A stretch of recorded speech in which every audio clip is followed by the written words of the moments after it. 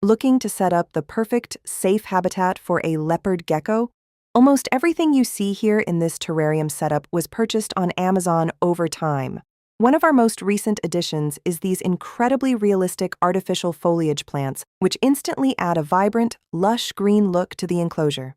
Whenever I buy any new artificial greenery or decor like this, I always rinse it thoroughly with clean water before placing it inside, ensuring it is completely safe and clean for our reptile. To make the environment even more engaging, we also incorporated real, reptile-safe live succulents to seamlessly blend natural, organic textures with easy-to-clean decor elements. Proper care for a gecko requires multiple hides strategically placed across different temperature zones throughout the tank. On the cool side, we installed a simple daylight lamp so he can relax comfortably and stay active without getting overheated. Meanwhile, on the warm side, there is a dedicated basking heat lamp. Leopard geckos love to warm their bellies directly on a heated rock underneath it, which is essential for their health and daily digestion.